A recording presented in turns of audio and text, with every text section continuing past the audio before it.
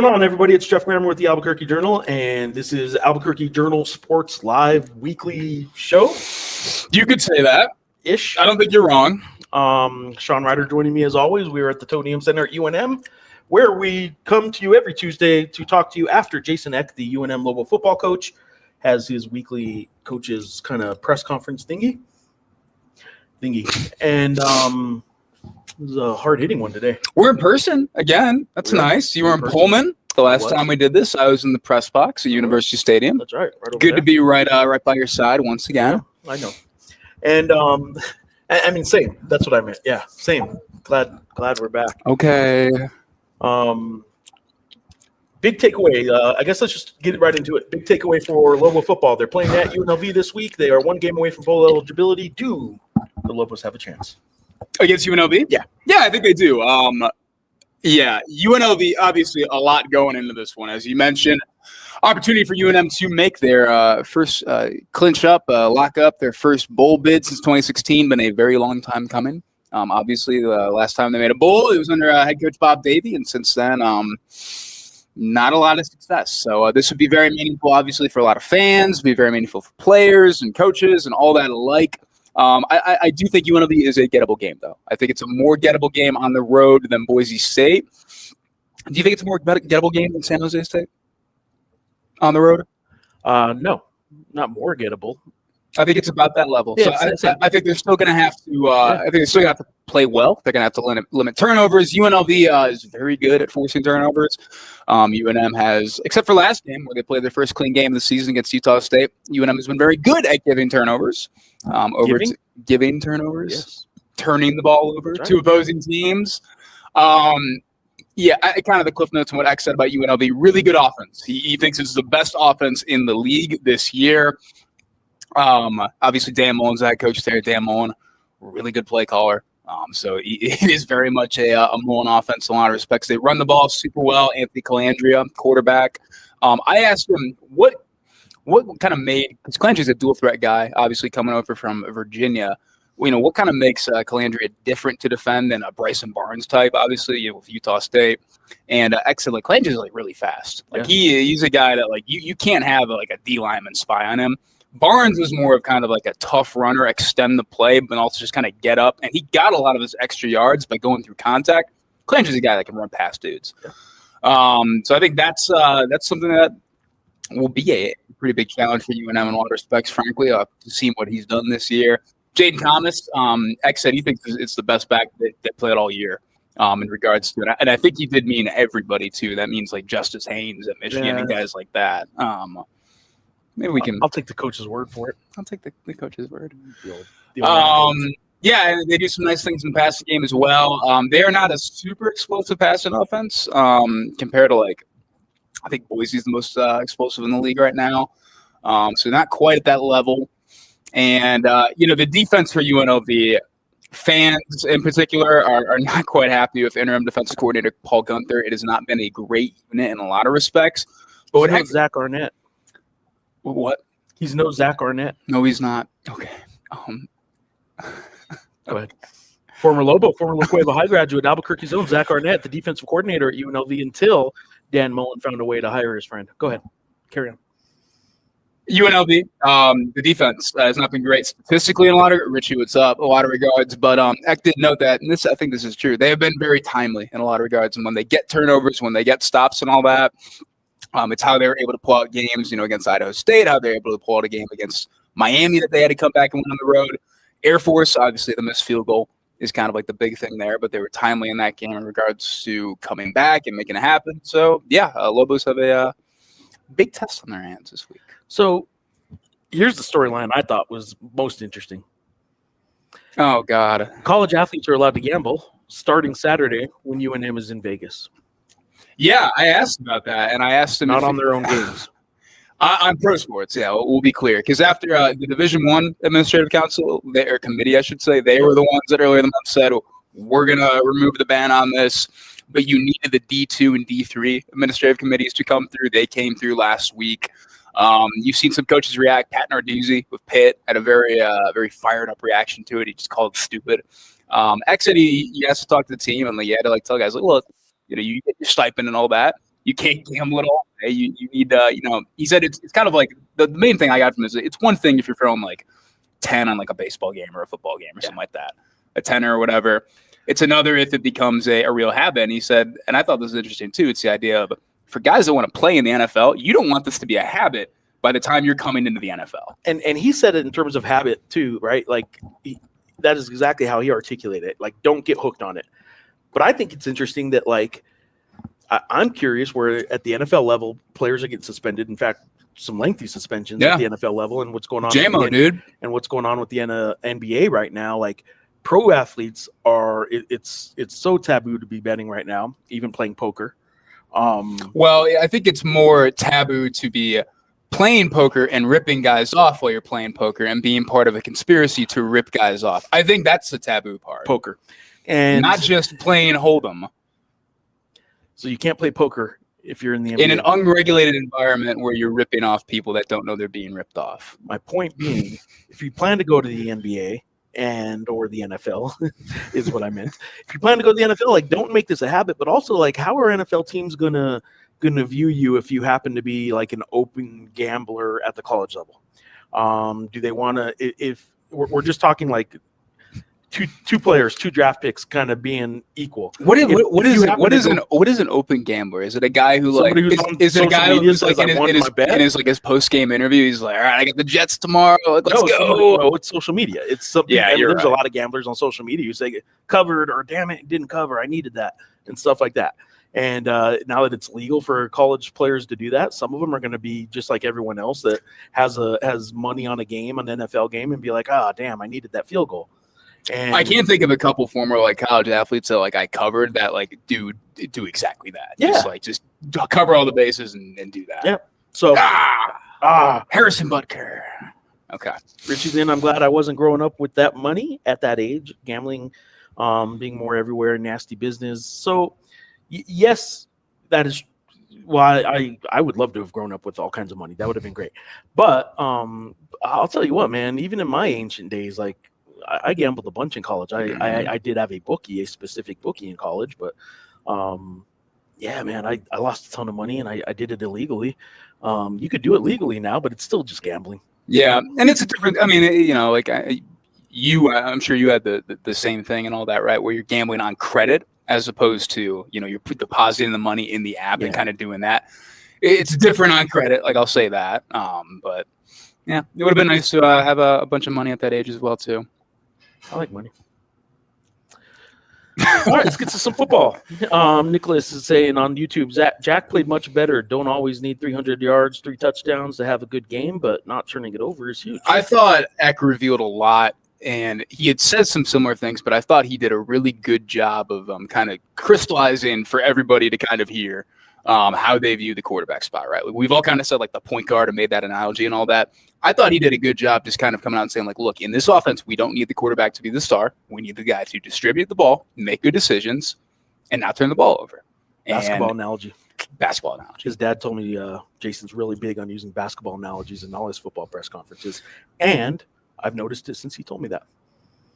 Yeah. He had a good one with John Stockton. Yeah. Not John Stockton, John Paxson. Oh, excuse me. That's right. You weren't born yet. I was not. And I think he did a good job explaining that for everybody to kind of hear, right? So if it doesn't always look awesome, if it doesn't always look super productive, at the end of the day, if they feel he's making the right decisions and he is doing a good job distributing the ball, and it was far more clear against Utah State than it was maybe against Nevada and certainly against a Boise State and all that, where I don't think he always made the greatest decisions. And Eck did kind of come out after and say, yeah, he did force a couple things there. If he is kind of operating within the constraints of the offense and doing well, then he's having a good game in a lot of respects. Eric is agreeing with you, Richie. Yep, Richie. That has to do with the gambling. Fad money at that age and the gambling that's around now. I will say this too about the gambling. Player props is an interesting thing that when DraftKings and FanDuel first came on, I did a lot of coverage of that here in New Mexico, and they fought it quite a bit to get at least the player props taken off. And the NCAA successfully did that for a while. You can get back to you can bet on college player props again if you know where to go. But they did successfully get like the DraftKings and the FanDuels of the world that wanted to be legal in certain states in the United States Yeah, to get all college back off. props off. And that's that sort of player props is where the danger lies with college kids. At Mountain West Media Day last week, we did talk with Vance Wahlberg, the Fresno State basketball coach, who had 2 of his players, including 1 San Jose State player, but there were 3 guys in the Mountain West. One even included a UNM game that they bet on their own player props, and they were sharing information about whose player props were what at a certain time during the season. They were putting, I think, as much as $200 sometimes on games that they played, and like $50. It wasn't huge money, but they were betting on themselves and betting unders. It's a lot easier to hit the under than it is to hit the over, and you can just take yourself out of the game if you need to. I pulled a hammy, coach. Sorry, I can't go anymore.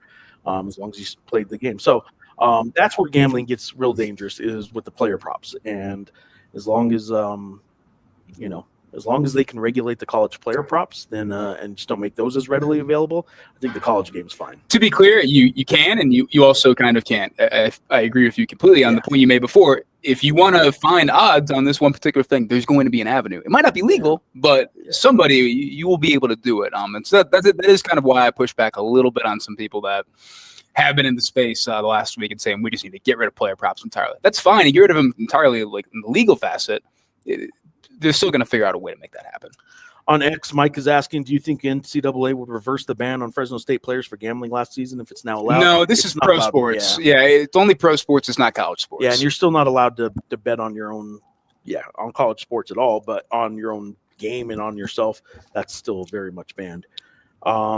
Nicholas is in special teams also. Why didn't we try McKinney sooner? Yeah, I talked about this on Saturday because, again, I think it was kind of a lot of this, the situation that they're in is in large part due to injuries, right? Like Brawley was their punt returner. Like he was their guy.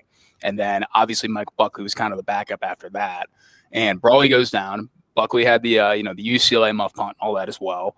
And then they start looking at Miller, and then Miller had some issues too. So I think it was just kind of going through the process and all that. So I don't think it, I give them credit for going in and finally, getting McKinney in place and all that. I don't really fault them for not getting to McKinney sooner, frankly.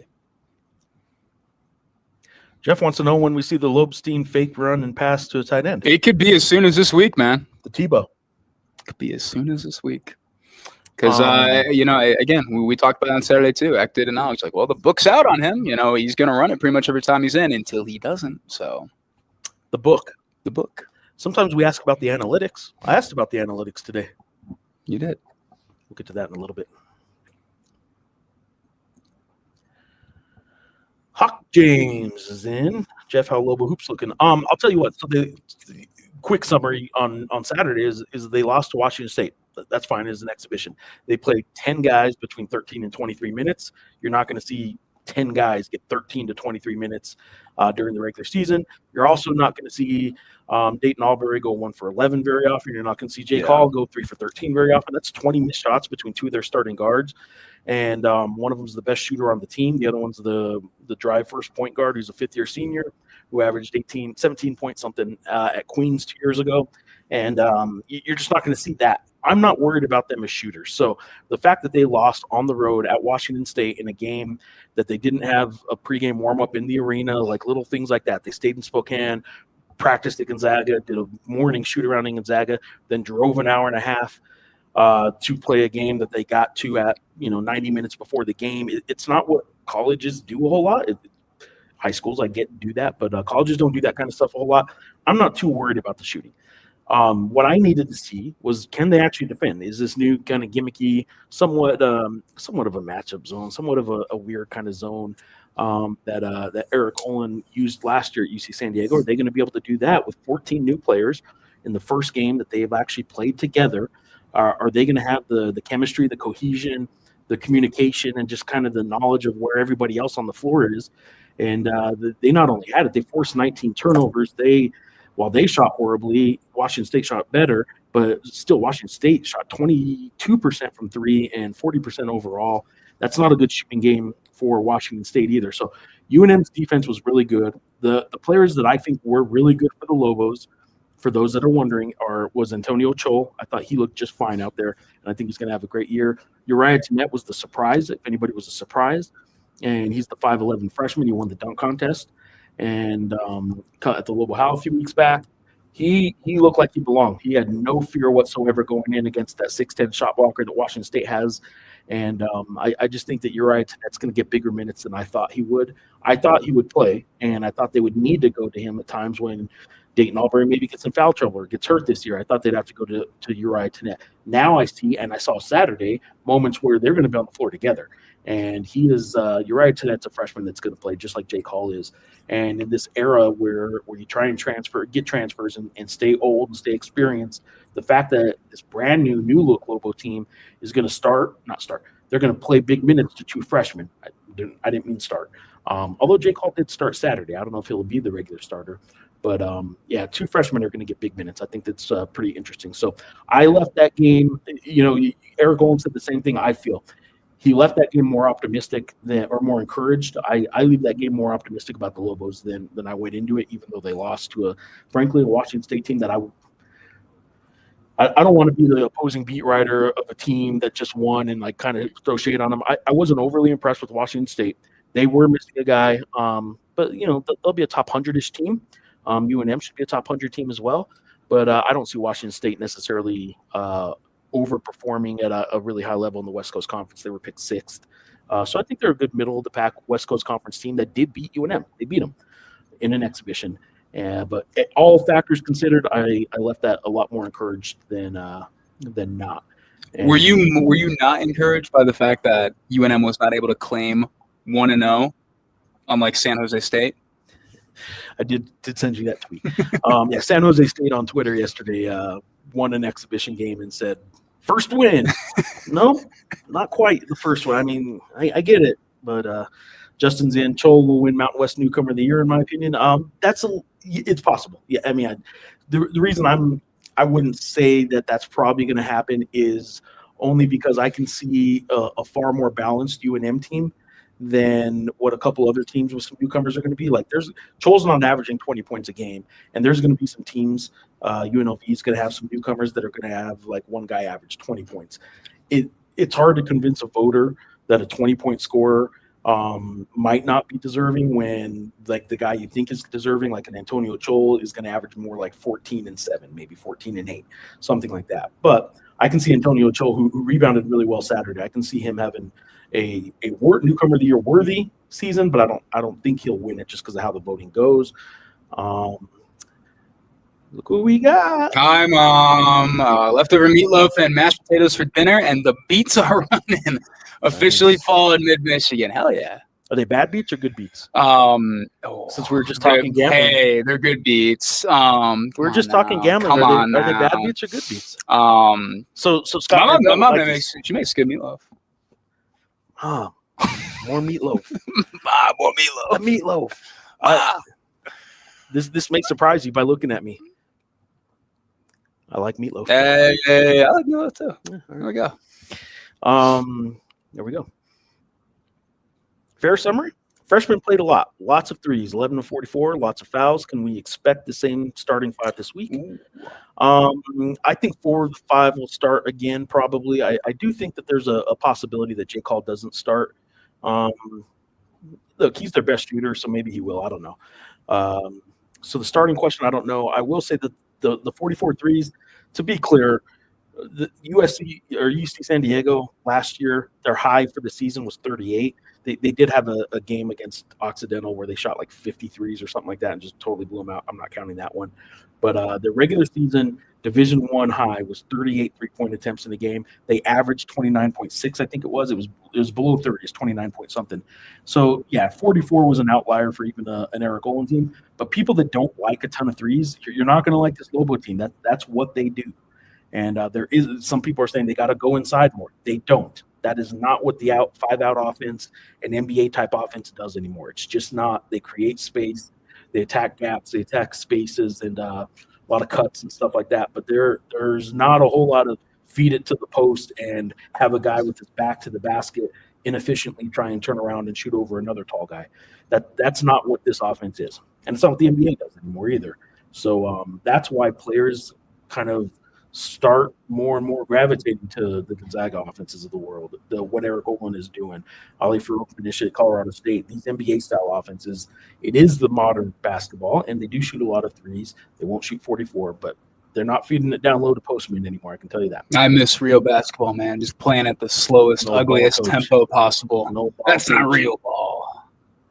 Also, same aggressiveness, both offensively and defensively. I would say they were overly aggressive defensively. While I liked their defense, they did have 4 guys with 5 fouls.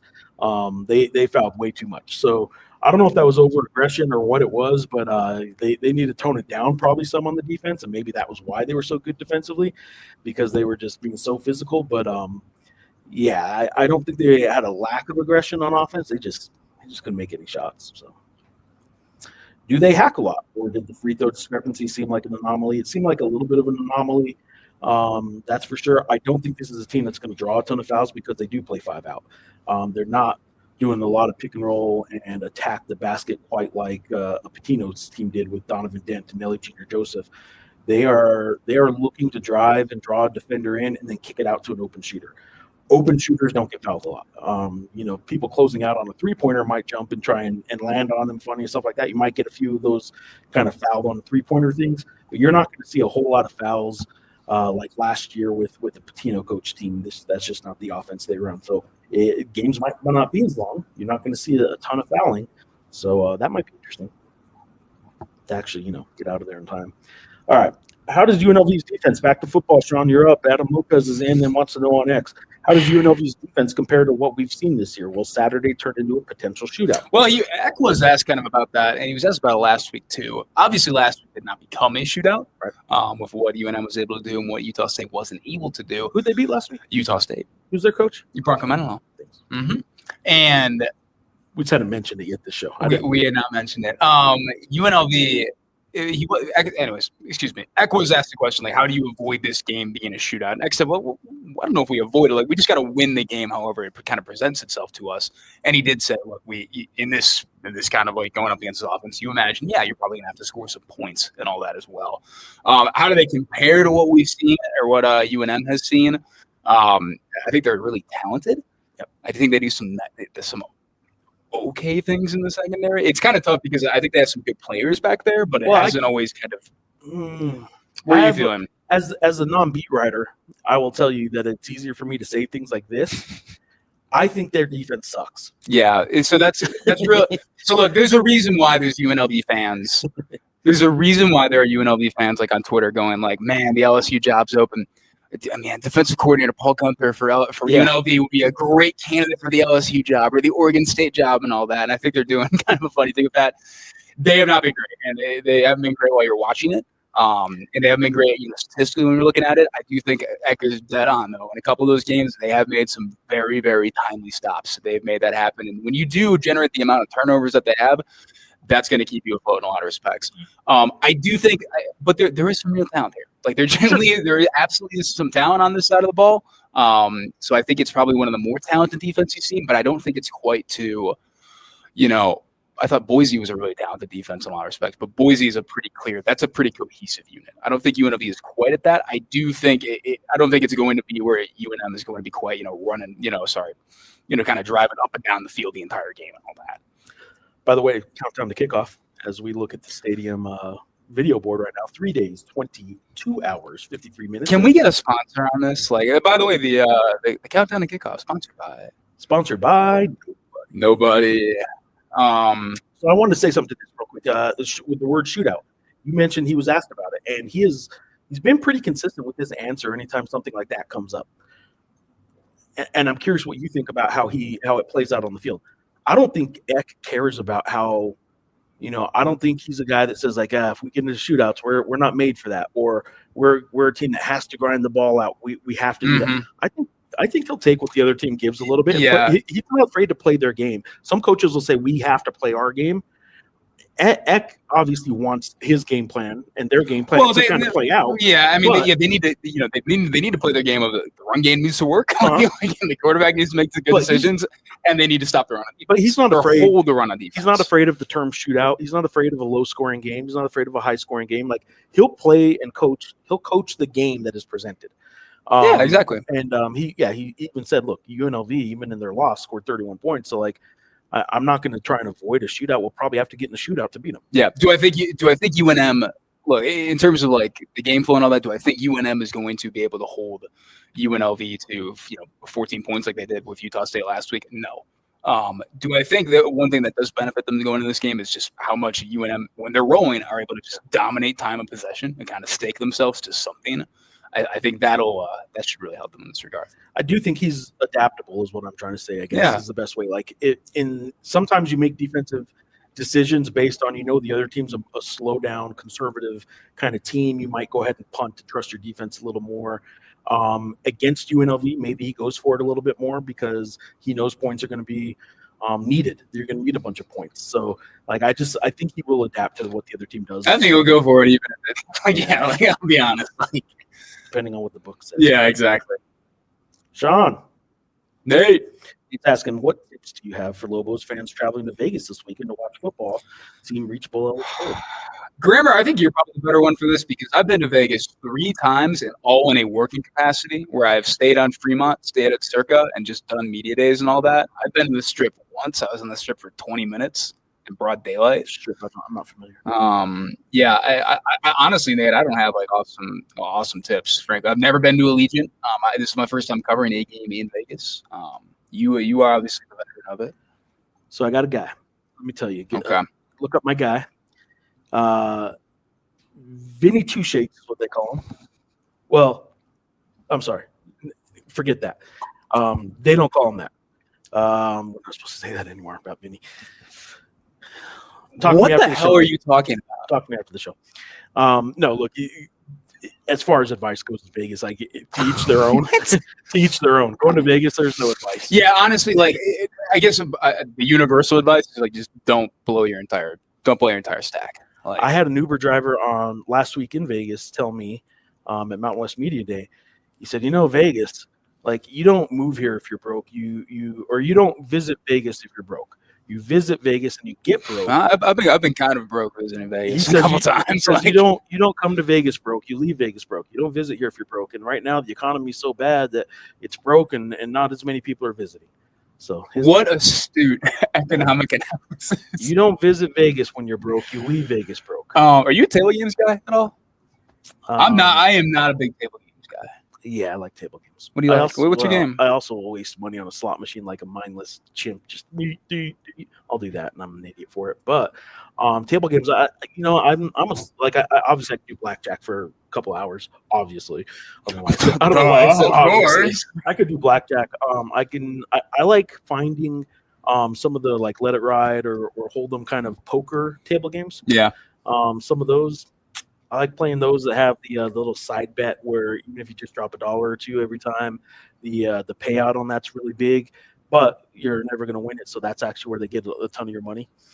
Yeah. I can't do blackjack. I'm a pretty even-keeled person. Every time I play blackjack, I'm not a good counter. Very upset. Yeah. Not a fan. Of counting or blackjack? All of it. Interesting. Did the Mendenhall penalty curse pass? This is a curse? The penalty, the penalty curse pass on to men's basketball. Maybe. Oh, ask me after Thursday's exhibition game. I'll give it more than one game in Pullman before I answer that. Hawk James saying, I don't think the tournament is in our future year one in Olin's time, but I do think with what you said, they'll be fighting for maybe an NIT spot. I think the NCAA tournament's possible this year. I think the NIT is certainly possible as well. I think the Mountain West with this 12-team configuration this year, next year will not be as strong a basketball league, but this year it's stronger than ever with Golden State, with Grand Canyon added, and I think it is even stronger than the past 3 years when it got 4, 6, and then 4. No, 4 years. It went 4, 4, 6, 4, That's a total of 18 teams in the past 4 years. I think there's no reason to think the Mountain West can't get 3 or 4 again this year, and I do think the UNM is in the top 4-ish conversation. So I think they could be in the NCAA tournament. So there. Erickson, I heard we have some good shooters. They didn't on Saturday. I like that. I like that. I think they do have some good shooters, but man, they did not on Saturday. Surprise on the starting 5. Hall in place of Patton Jr. Yeah, Patton's not starting. Hall at the 2 guard is more of a Luke Hopp or Tajavis Miller is the guy that I think will end up starting. That's a 6th-year guy and a 5th-year guy, or a 4th year. Tajavis might just be a 4th-year senior. They still have those? Man. But yeah, Kevin Patton Jr. is not a 4th-year senior. That's crazy, right? Unbelievable. Is that the right term? Why would you say such a silly thing? Right. So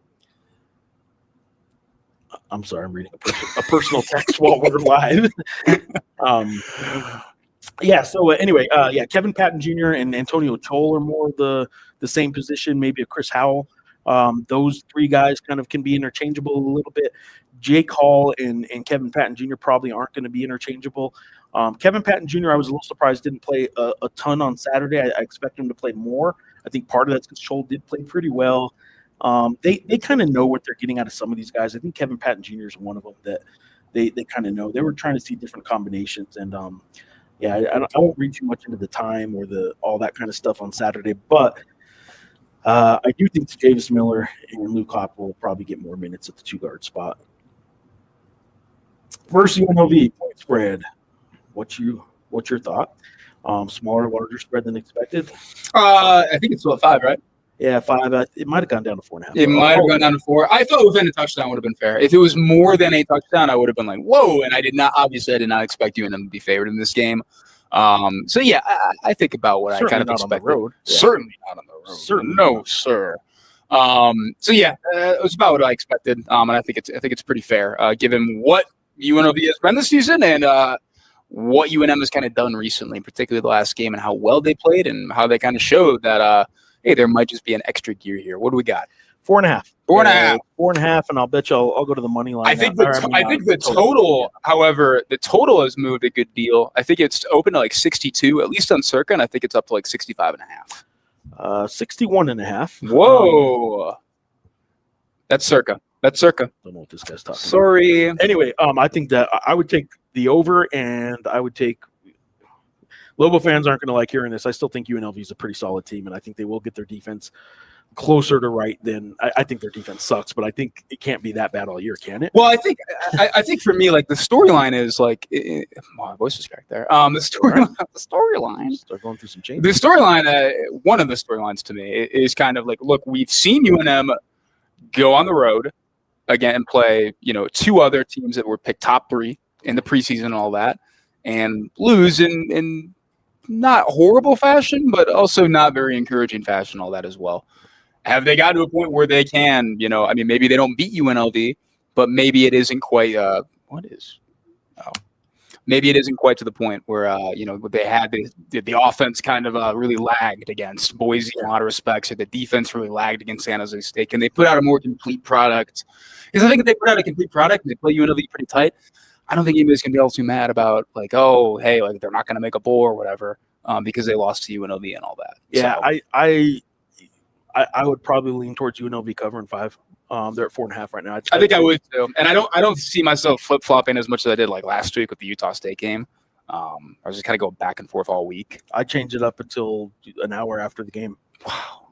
I changed my prediction until an hour after the game. Anyways, Geoff, yeah, I thought it was relatively what I kind of expected. So,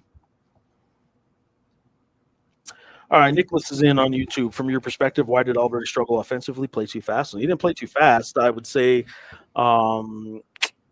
it's a good question as to the why. I mean, he got 3 fouls in the first 3.5 minutes. That was probably a big part of it. I think he was trying to carry the team too much. He had just gotten off Mountain West Media Day where he was picked preseason all-conference. And I just think he's putting a lot on himself to be the team's leader, and I think he will be. But I don't know. I won't read too much into it. as to why, but like he's a great shooter. I think this team has a lot of really good shooters. He's not the best shooter on the team by any stretch. He's the guy that's supposed to get in the paint and kick it out.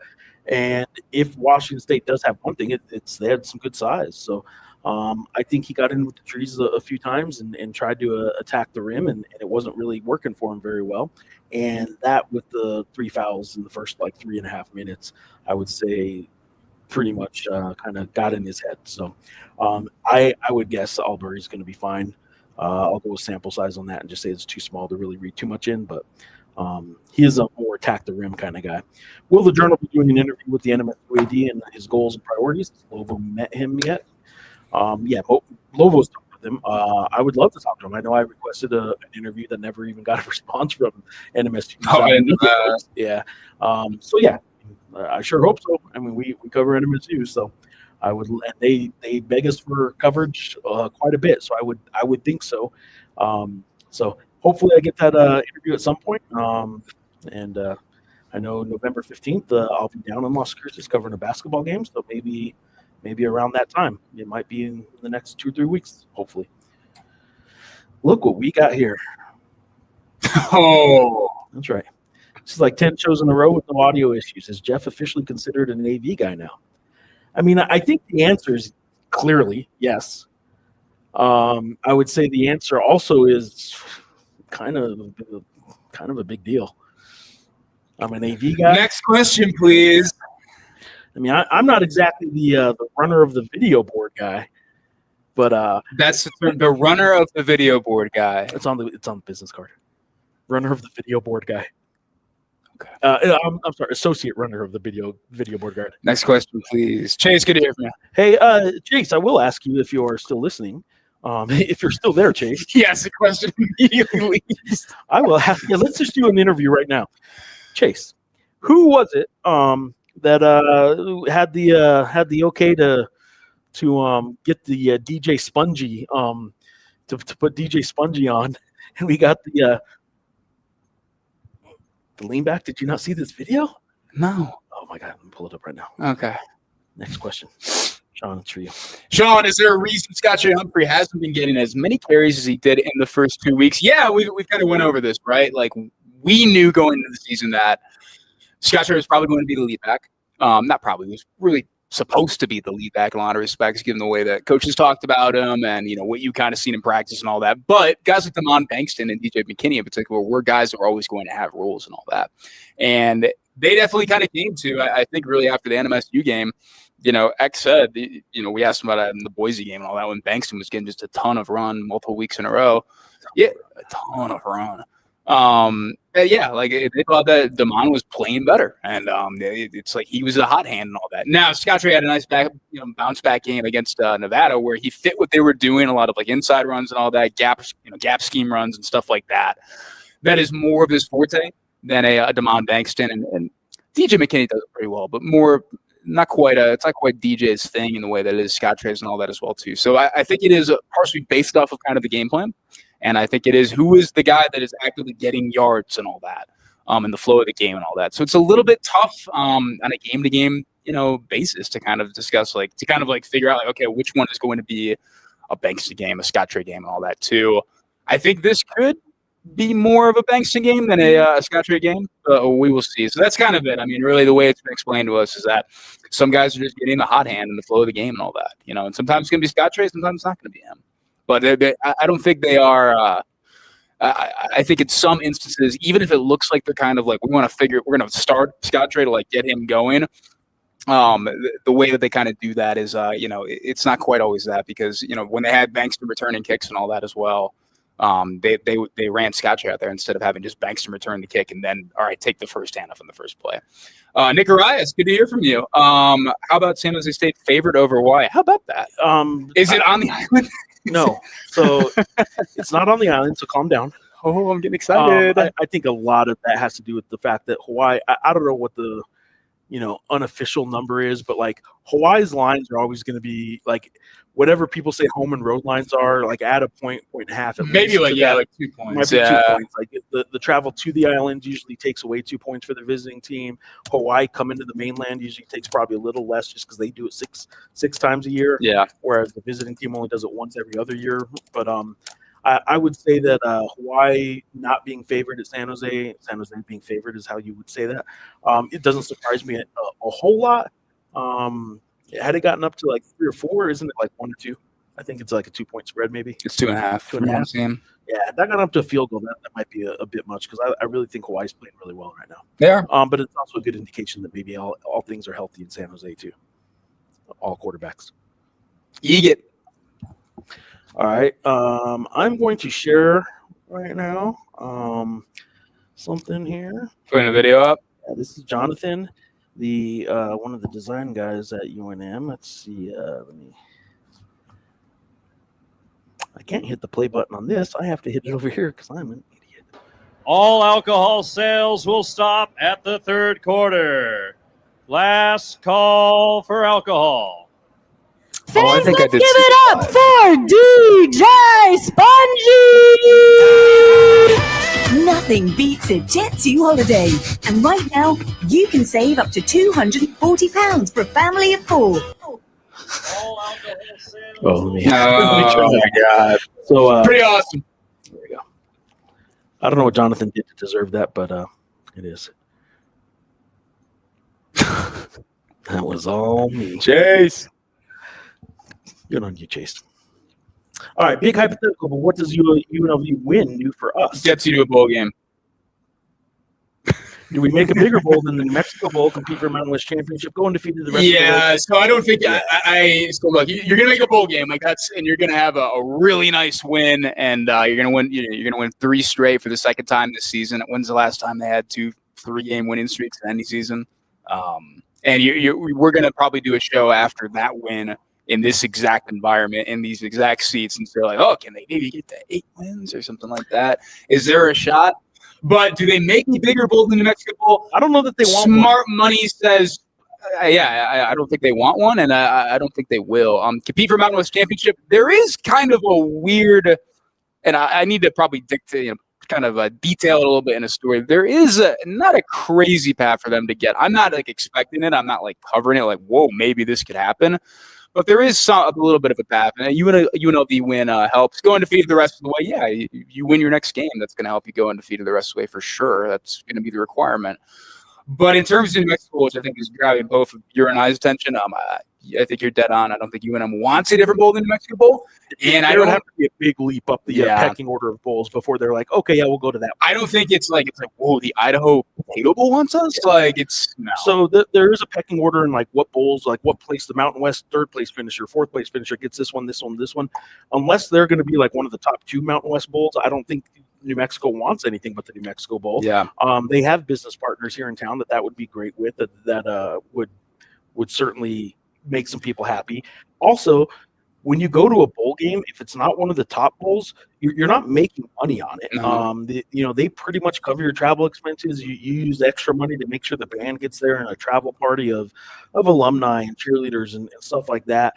You're not making money on bowls. Staying home would be a wise choice for a program that wants to keep every dollar it can to keep its coach. It's also just been a long time. Like, I mean, it has legitimately been a long time since this program has played in the New Mexico Bowl and all that too. I don't think it's not going to be maybe how it was. I wasn't covering it then.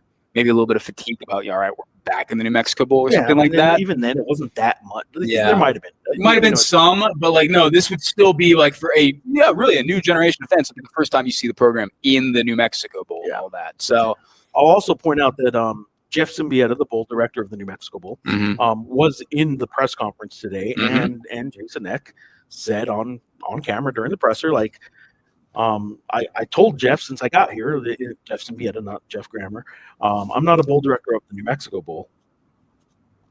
And he said that he was at a golf outing over the summer with Symbieta and one of his bosses from ESPN. ESPN owns almost all the bowls. And he told both of them, he said, save a spot for us in the New Mexico Bowl. Like, that is the goal of this team is, hey, if you can go win a Mountain West championship, do it. I would think a little bit more realistic goal that they have said is like, let's go play in that New Mexico Bowl. In year one, that's what they're hoping for. Eck even said, literally, he's like, this year is a failure if we don't make a bowl. I mean, he said that. So, and I thought they'd fail. I thought they'd get to 5 wins. So as of right now, I am right. Okay. And when they win one more, I'll adjust my prediction. We're getting themed post game. Oh, a joint costume. Wow, I didn't think of that. No. Really? Maybe I'll go as Matt Rule. I'll go as I don't know. Grape. Jeffrey, get out of here. All right, we can start. Welcome back. Baseball game last night. Yeah. Goes 18 innings, and in extra innings, the announcers are looking for things to talk about. Sometimes we do that on here too. And Vladimir Guerrero was served a fruit plate, a piece of watermelon off of a fruit plate that they then did kind of a neat little close up on and all that in the dugout. The announcer John Davis, John or Geoff said he's not a big watermelon guy. I think it's Geoff Davis and John Smoltz. Yeah, it's definitely John Smoltz. Definitely. Oh, I'll take that to the bank. Smoltzy. He's from Michigan, I'm pretty sure. I think he's from around Lansing. And I was sitting there thinking they're Pretty talking sure. fruit plates. And they brought out some fruit and had a fruit dish that had grapes on it, and I couldn't help but think John Smoltz, Warren, Michigan. Yeah. Went to Waverly. Crazy. Drink. Unreal. Drink. Wow. So anyway, we're talking fruit plates, and Sean has never had watermelon. Sean has never had a grape, obviously. We can do the yeah, let's do it now. Now's a good time. No, we can do the I've never had candy corn. We can do that Halloween topic. That's what I've I'm saying. never had a Jolly Rancher. So I look, you got media that are the regular guys covering the football team. What was that like? You guys ask all these little softball questions. I come to bring the heat. I know what you guys want. So I asked. So look, Jason, all right, enough of the niceties. What's your Halloween candy of choice? You said you were disappointed by his answer. Well, I thought he'd go into a little more detail, like, I've always been a really almond joy guy. Well, the almonds. I think you really like the almonds. After you asked a few great questions before, I think you lost a little bit of the fastball on the candy question. You kind of built it up talking about like going on. I will climb it. Talking about like, kind of like his trick or treating with his daughter and all that. And he kind of answered that. And I think you should have been more upfront, more direct. What are your favorite Halloween candies? I will climb it. I was a superstar with my fastball. I'll lose something on my I don't think you were. I don't think that was the greatest delivery for that question. 70 pitches, and I'm a World Series legend with that question. Mm-hmm. And what he said was his wife likes to. I did ask the candy corn question. Are you pro candy corn? Not by itself. JJ Buck, I think, is still the only person in this town that is pro candy corn. JJ, if you're listening, I'm so disappointed every time. Every year at this time, I remind myself why I'm so disappointed in JJ Buck, because he has had candy corn and he loves it. Who loves candy corn? But you mix it with some peanuts. What's the right ratio? Jason X says the right ratio of peanuts to candy corn in a nice little kind of almost trail mixy mix is 2 peanuts to every candy corn. Kim, his wife, Kimberly Eck, is more of a 4 or 5 peanut to 1 candy corn kind of ratio person, and so when she mixes up the batch, she goes heavy on the peanuts. He's more of a 2 to 1. He said she's more of a 4 or 5 to 1. While we're on this, we should probably discuss the answers he gave to the questions before the candy. He also said he likes Reese's. He also said, just to wrap up, to put a bow, as I say, to put a bow on the book that we're closing. To put a bow on this topic, Halloween often comes during the football season. Often. And, rarely does it not.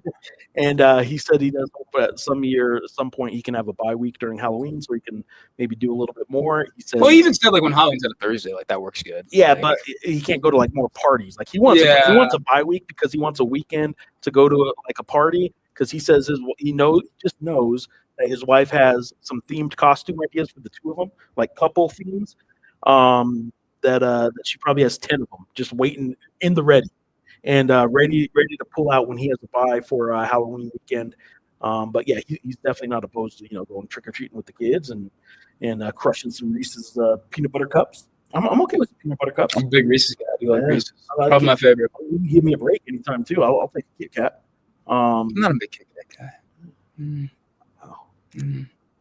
What's your favorite? What do you got? You're sitting over here bashing candy corn. We're talking right out of the bag. I don't know. What do you mean out of the bag? Well, my favorite would be frozen Snickers. See, yeah, that's I'm with you there. That is a good shout. That's a great shout. Straight out of the bag. The little mini one. Yeah, there we go. But straight out of the bag. Snickers probably falls behind a Kit Kat, or probably not a Reese's. Reese's are fine, but yeah. All right. Straight out of the bag, I'll go Reese's, but I think I'm with you on that frozen Snickers train. That's a good shout. You know, the kids nowadays, they really like the Sour Patches, the gummies. I've never had them. You've never had Sour Patches. No. I also brought this up when you were pre-show rather. You brought up the Crushing the Dews, and I pointed out that the Trolleys, those the sour gummies, you know, the gummy worms, it's called Trolleys. They now have something you can see at your local convenience store.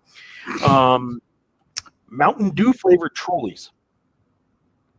I still don't know what a trolley is. Like gummy worms. You said it for the first time, and I thought you were mispronouncing trolley. I was like, what's a trolley?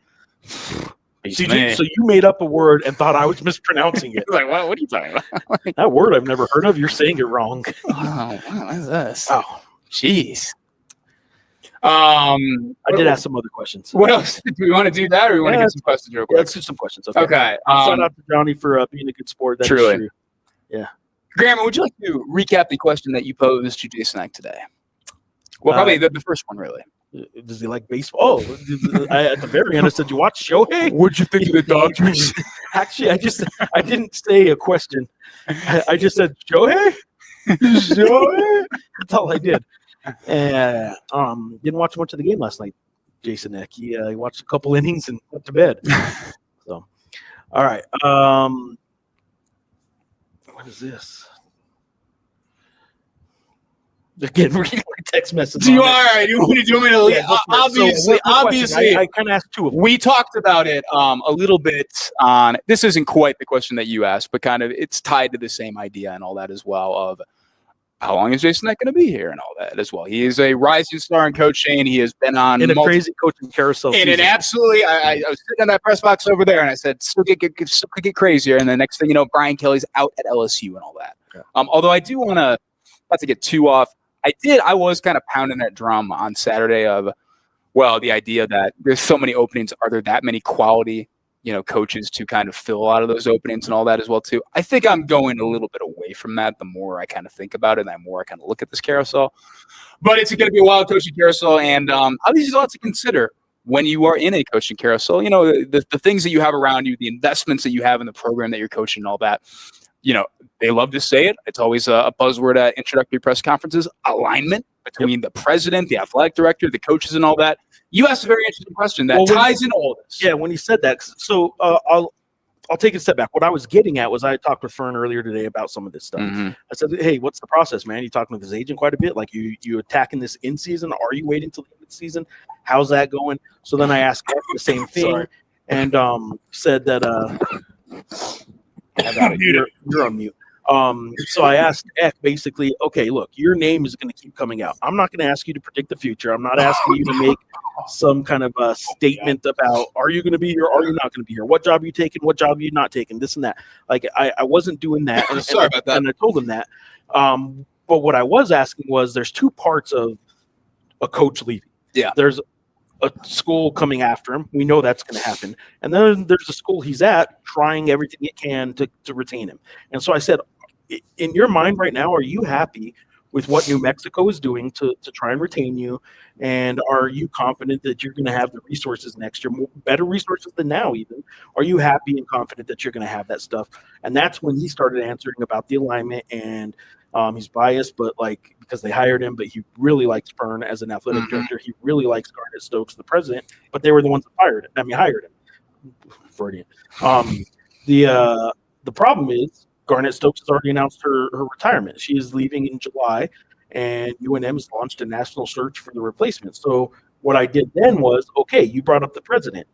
Have you done enough this year where you're your name is out there. You've created some buzz. Have you done enough where you feel you've elevated yourself to a status where you think you should be in the know and kept in the loop on what's happening with the presidential search?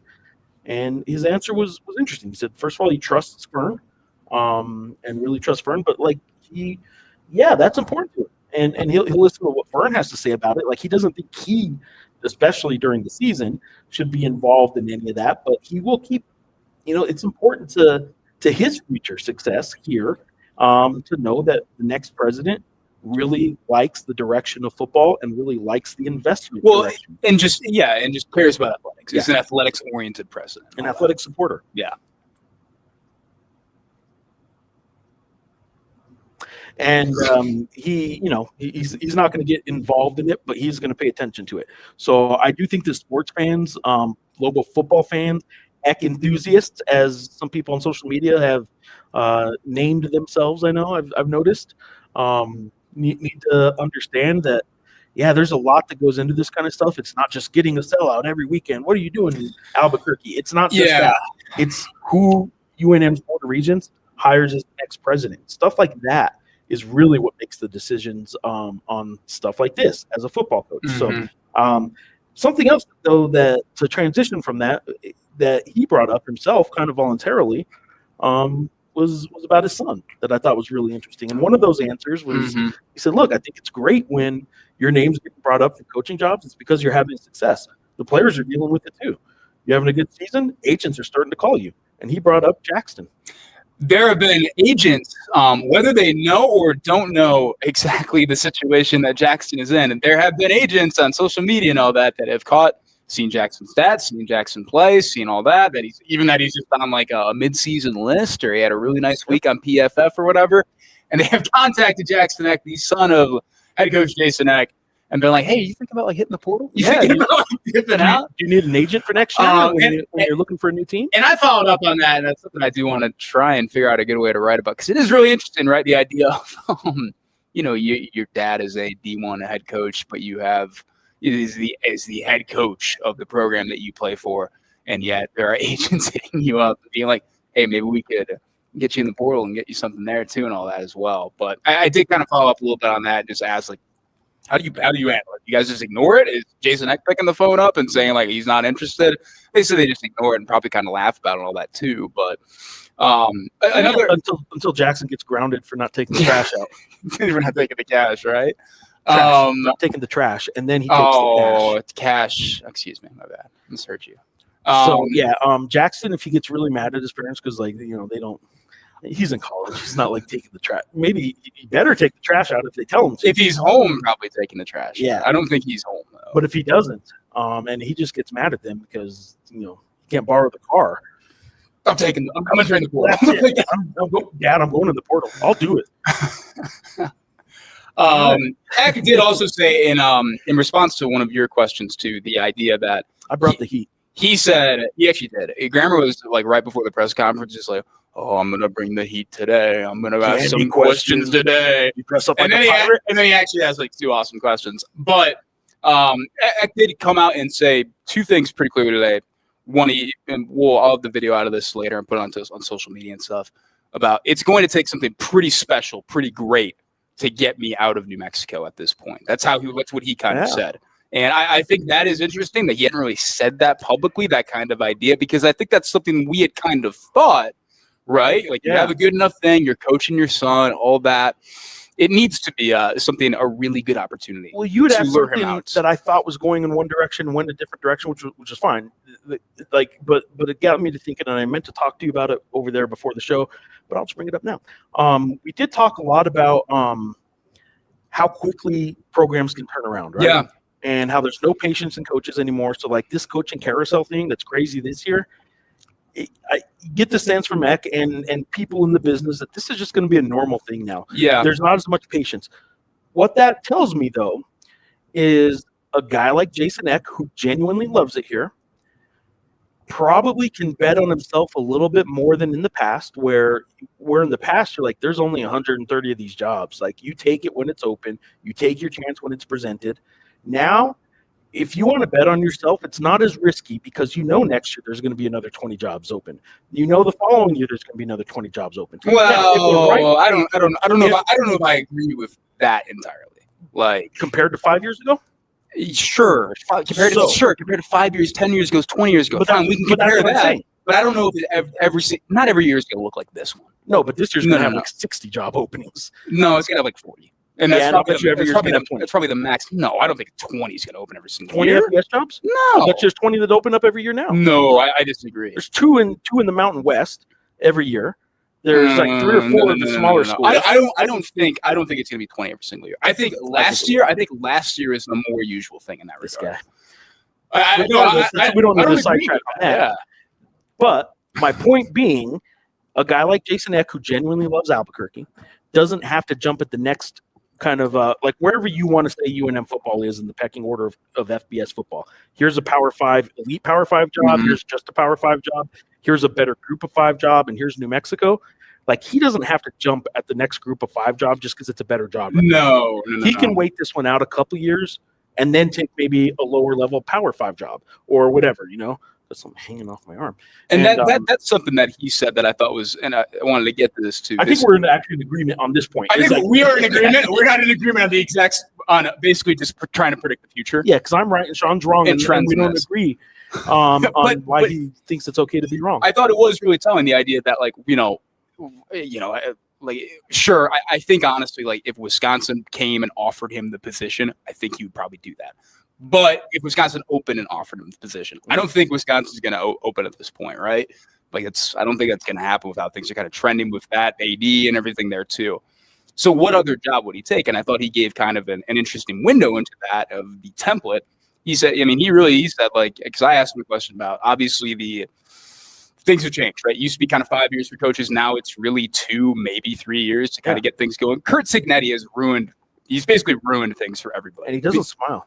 No, but with that in mind, does that trend kind of change the calculus? How you're looking at other jobs, looking at other opportunities and all that? And he did say, like, I don't know if it changes the thinking, but, like, he's pretty confident at this point, doing it, even though it's very early, doing it at New Mexico and doing it at Idaho over 3 seasons and all that he can turn a program around. He said, like, I like doing that, and I'm confident I can do that. So I think that, I don't know if Wisconsin is at a point where, like, it would need a turnaround, right? So that would kind of fit that, and also while being a special opportunity. But I don't know if there's some other opportunities and all that too that would immediately pop out of, like, oh well, this is somewhere I could really put my mark down and rebuild this and do it my way and do it my timeline. I mean, if he goes to,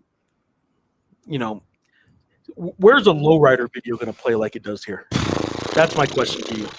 Yeah, I mean, like, maybe UCLA, but maybe not even that. Like, I don't know. Let's get back to some of these questions. Yeah. If UNM makes New Mexico Bowl, does UNM get revenue from tickets sold, concessions? So UNM facilities rents the UNM University Stadium out to the New Mexico Bowl every year and gets a certain percentage regardless of who's in it. They don't get a higher percentage if New Mexico's in it or a lower percentage if New Mexico's in it. They get the exact same percentage. No matter who's in the New Mexico Bowl, they get the same percentage by way of renting its facility to ESPN, who owns the New Mexico Bowl. If New Mexico is in the bowl, do they get more money? They do, in that there's going to be probably more fans if New Mexico's in it, but that's just because more fans are here. It doesn't mean that New Mexico gets like any different percentage of the cut. Fly 2 Sky 505 saying, Geoff, here's an interesting stat on the exhibition game. The Lobo bench scored as many points as the starters, 33. Hopefully we can see more point production from Aubrey, Bullion, and Howell. To that, I would say that the starters will get more minutes in the regular season game than the bench, and the bench got more minutes than the starters in this game just because he played 6 guys, 8 to 23 minutes as opposed to 5 starters who were all between the 13 and 23. So I think the bench might have had pretty close to equal or maybe even a little bit more minutes-wise. So I don't think I wouldn't read too much into that because he's also trying to figure out a rotation still. So I don't even know that'll be the starting 5 per se. Adam, I want a Pop-Tart Bowl if not the New Mexico Bowl. I'm okay with that. Where is the Pop-Tart Bowl? I don't care. Where is it? It's a Pop-Tart Bowl, and they have the guy going into a toaster. Yeah, you don't need to explain it. I get it. I know. Are you a Pop-Tart guy? I mean, everybody went nuts on it for, the first time I did it. I mean, Are you a Pop-Tart guy? I'm fine with Pop-Tarts. Brown sugar cinnamon. Have you ever had a blueberry Pop-Tart? What do you think, pal? What do you think, pal? I don't know who you are. I don't know what it is. Capski, your band name. That is actually your band name. Thank you. Wide Zone. Oh, it's in Florida. Thank you. Okay. All right. Eck told me the same thing. Bowl game or bust is what it seemed this year. I will give him. I'll give him this. He has always had a pretty consistent tone with this stuff, and he's never wavered when things weren't going great and when things were just starting off and all that. Joe Davis. He's. Oh, dang it. Yeah, we both screwed that one up. But no, he has always had a consistent tone. Really, from the day he was hired and then the day he was introduced, that we want to be better than we were last year. And being better than we were last year means making a bowl game. Better than 5-7. He brought that number up again today. As of right now, they haven't won more games than the previous guy. No candy, huh? I like candy. Jeff. Does J. Call seem to be as good as his teammates say he is? Huge upside if so. Albury talks him up like probably a little higher than I'm ready to say he is. But he is better than I think the perception on him coming in was. Like he's a little bit more complete than I thought. He's not just a shooter. He is pretty good. And if he is a starter as a true freshman, it isn't that out of bounds. It could happen, and it's not for any other reason than he's pretty good. So, good. No, that was pretty good. Tom. Hey, Jeff, among the departing schools, what's the road trip you will miss going to the most? What is it? Yeah, I'm curious about this. I like the Fort Collins trip, but I get that a little bit when I go to Laramie still because I stay in Fort Collins usually when I go to cover Wyoming. I'm not going to miss the Logan trip too much. Not going to miss the Boise trip, although I know a lot of people that really, really like Boise, but I haven't done enough, I guess, outside of the game coverage like this. So San Diego. Yep, I mean, I like going to San Diego. Okay.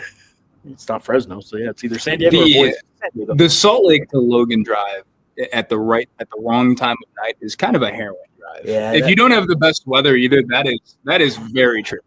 And that's January and February for me. Every yeah. Day. And I usually get the economy rental car, and I just slid down that mountain one year. Oh my god! The whole time I'm just like, oh my god. Hit a few things. All right, Ralph's in on YouTube. What do you expect Thursday night's game? Pain.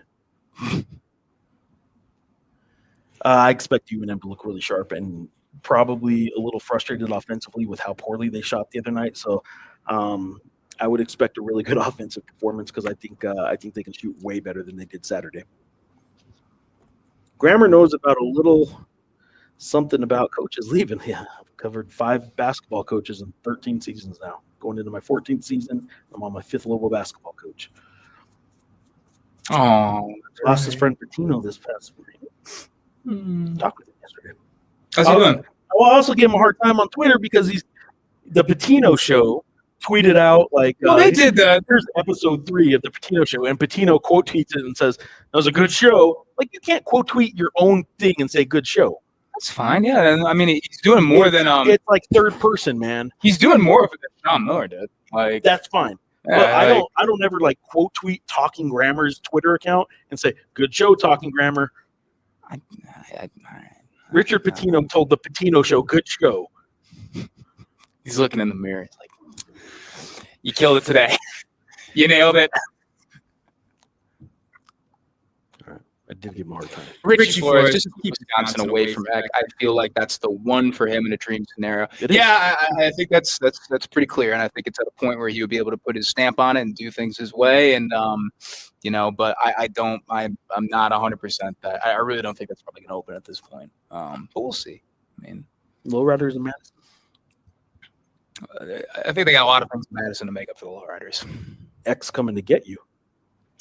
Jump around, I think, except for that too. Interesting. Rich Green's in. So you dudes are right next to each other.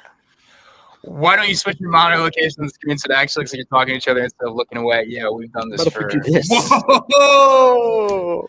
How about if we do this? Yeah, no, that's something that we've talked about, like after shows, and never made a clear. Oh my god, and never made a clear effort to.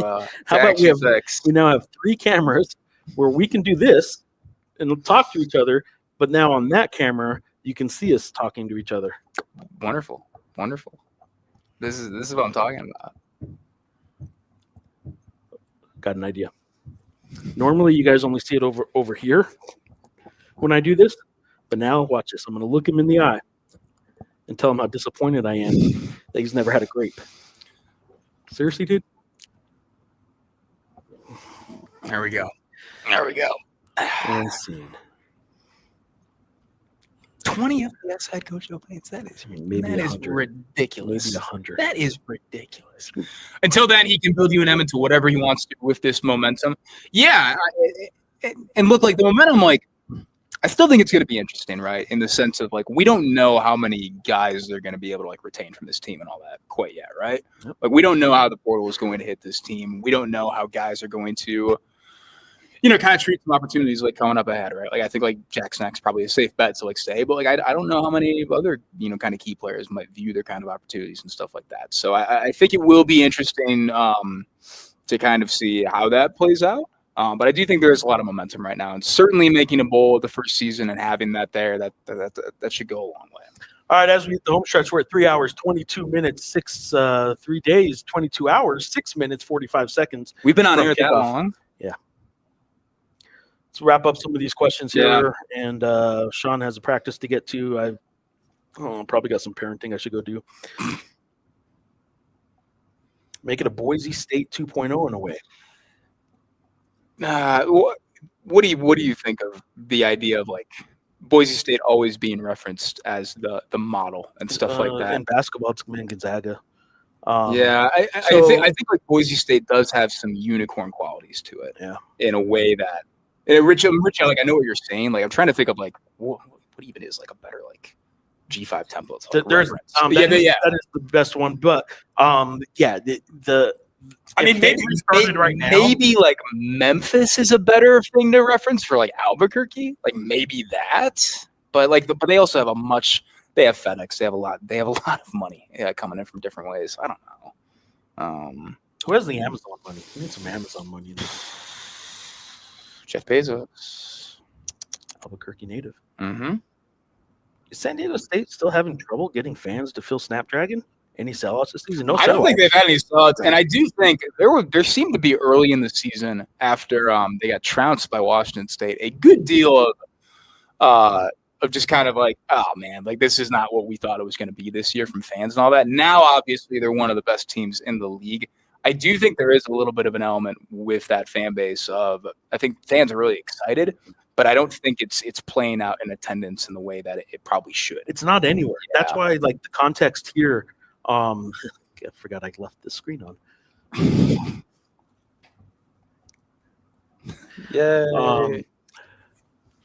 Attendance isn't growing anywhere. Like the places that are already P5 sellouts at 80, 90, 100,000, like they're staying where they're at. Like places like New Mexico that are like you get a 20,000 and some people are like, I can't believe it wasn't 25 or 30. Like those places, attendance isn't growing anywhere. Yeah. And I would say that like Snapdragon is kind of one of those places right now. Everyone thought, oh, they're the only game in town now, and now that the Chargers left and this and that. But the thing is, like, it's just not growing anywhere in college sports. It's not. Swapping Hawaii for San Diego is a win. That would be true if beat writers went to Hawaii regularly. I don't think I'm going to be sent to too many regular season basketball games in Hawaii, but we'll see. Haven't missed a regular season basketball game other than on my own flight cancellation last year to Boise. Other than I didn't go to Puerto Rico one year, and I didn't go to Hawaii one year for a 3-game tournament at the Desert Diamond Head Classic. So, Laradise is here to stay in the Mountain West. I love me some Laradise. I do too. I'm pro Laradise.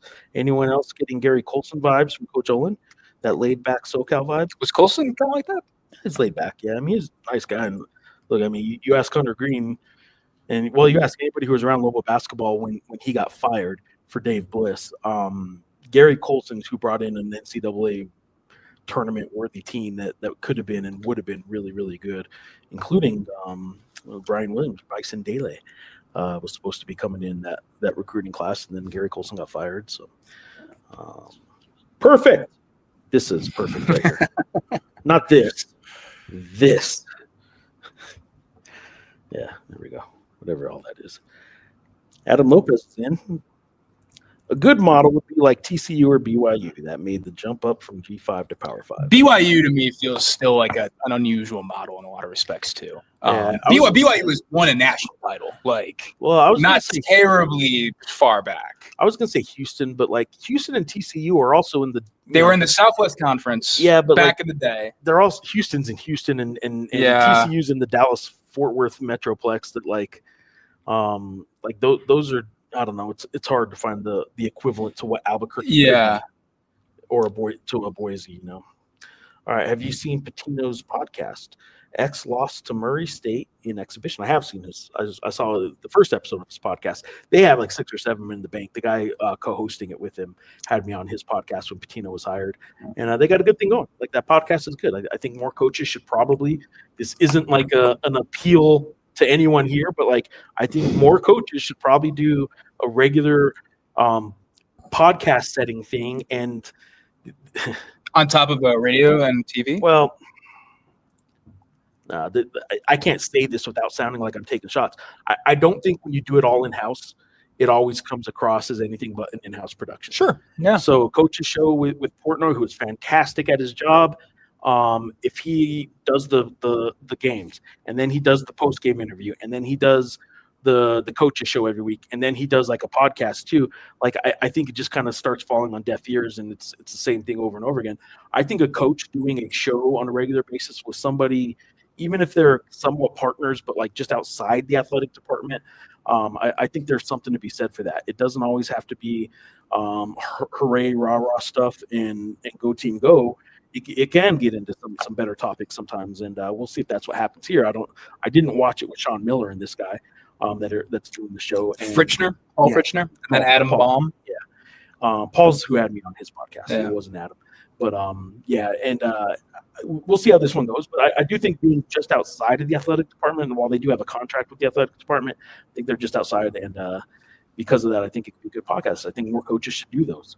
I saw, I think they played Murray State, and I think they had Toledo in the exhibition season at Xavier, and Todd Kowalczyk at Toledo gave Patino a lot of credit for playing those games, even exhibitions and all that. Murray State, coached by former UNM assistant coach Ryan Miller, brother of Mike Miller. Swapping Sacramento for Fresno was a win. I've only been to Fresno once. I did not like. We're not necessarily swapping Sacramento. Yeah, no. People really talked down on Fresno before I went there, and I was pleasantly. I was like, oh, it's normal. Yeah, it's fine. I had some good food there. Sean, let's wrap it up. Let's land the plane. What can we expect out of the UNLV game this week? Points. Yeah, a lot of them. Over 61.5. One team will win, one team will lose. What our friends in the desert say. Yeah, pretty much. No, I do think. Look, I think this is to kind of build off what I said earlier. Like, I think this is an interesting game from the storyline of UNM. Obviously, kind of had that 2-game skid, right? Boise State and San Jose State, where they were playing. Are we fine? Yeah, we finally got it right. Where they okay. Now you're throwing me off. That's throwing you off. It's throwing me off. It's just like. No, yeah, they played. Let me finish. Boise State and San Jose. Oh, I don't know. I'm sorry. That's right. The kids all. Okay, this is the worst it's ever been. Boise State, San Jose State. They lost those games, and I think it's on UNM to prove that they can beat a preseason top 3 team. I do think this is a gettable UNLV team more so than Boise State. I think it's somewhat of a better matchup.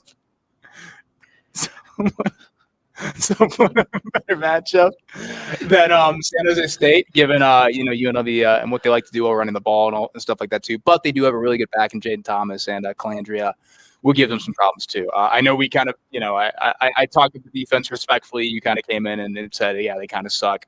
I think you can kind of say that UNLV's defense does kind of suck in some regards, but I don't think it's going to be like a total pushover or anything like that. Well, okay, I have a comparison. But yeah. Not quite as talented as UCLA. And to be clear, we're probably going to have the exact same conversation when we talk about Air Force in a couple weeks. Yeah. Like, because that's also a defense that just kind of sucks. Okay, so UCLA, we talked about, like, they have some guys, but then their defense was awful and gave up 35 points. Yeah, got run over. But once things kind of clicked, they obviously played pretty well for a few weeks, right? And are still playing pretty well. So, like, UNLV has some comparisons to that in my mind, where they spent, I think, as much money as anybody but Boise in the league. Is what my guess is. They did. They brought in a lot of guys that were guys like Justin Flo, like the linebacker, who was at I think a 4-star, 5-star from Oregon to Arizona, then UNLV and stuff like that. So they brought those dudes in. Yeah, I think they have the talent on the defense and just hasn't clicked yet. But once it clicks, like with UCLA, like, if it clicks, like they have the talent, and then it looks really good. And you're like, oh yeah, that's what I thought. And that's kind of what's going on with UCLA. Really, the offense more than the defense, because their offenses looked really good at times, although not against Indiana. Nothing looked good against Indiana, though. That was because, like you said, they ruined everything. All right. Signetti ruined everything. Yeah. And he doesn't smile. Appreciate the coverage. Look forward to the joint costume. Thank you, Adam. Appreciate you sitting through whatever the last 3 minutes of this live show was. No, it is Anthony Calandria. Orgy suffered a season-ending injury. I forget in which game. I think it was maybe the Miami game. Maybe. So no, Orgy's out for the season. So Calandria has been getting all those reps. I will say that the Lobos have 4 games left. I'll say it. Yes, you will. And I will, even on the road. No, San Diego State, UNLV are tied to me in the pecking order of 2. It's a weird dynamic too, because it's UNLV, a defense that is kind of at the bottom of the league, and then San Diego State, a defense that is like right at the top of the league, like Boise, in my opinion. So weird deal there. So is UNM better playing against a stout defense or a stout offense? That's a good question, right? Right now, I don't know if we have all the data points. Right, but I will say San Jose State had a stout offense that game, and they couldn't quite manage. But they were only 1 touchdown down too. So yeah, they came back, and the San Jose State defense did do some nice things in that game too. Yeah. Like, I mean, they did a good job on the run before they had to abandon the run, frankly. All right, so if I'm ranking, I'll sign off on this, even though we've talked about it before. 4 games left. The winnable ones go in order. Colorado State. It is here. Air Force, because it is on the road. UNLV on the road, and then San Jose State at home. San Diego State. Yeah, that's what I said. I might go San Diego State. So San Diego State and UNLV are as tied as can be because one's on the road, one's at home. I know, yeah. I might go. Yeah, I'll agree with you on that. Even though I think maybe the style of San Diego State of offense that they play might be a little better. I don't know. I mean, neither is like a true like spread and shred, run and shoot, or like an air raid team or whatever. So, yeah, you know what? I hate to do it, but I'll agree with you, Grammer. I'll just end it on that. Thanks for joining us. We'll be back on Saturday. I don't have anything going on Saturday other than waiting for that UNLV game to end and getting a post-game show. Game is at 1 p.m. Mountain Time, by the way. I am so excited. I have not done a proper noon kick in quite some time, so very excited for that. Jason Eck likes that too because he only drinks coffee on game day. I still can't believe that. That's coffee and He hates night games because he only drinks water and coffee on game day. Well, before the radio interview, he does. Like immediately after the game, he has to eat something right then and there. So sustenance. Thank you everybody for tuning in. As always, his wife's candy corn peanut mix. How is this an hour and 20 show? Thank you everybody for tuning in and producing our show for us. And hopefully we land the plane a little smoother next time around. Candy corn, peanuts, what's your ratio? I did ask him what the analytics say on that. That's all I got. Thanks again.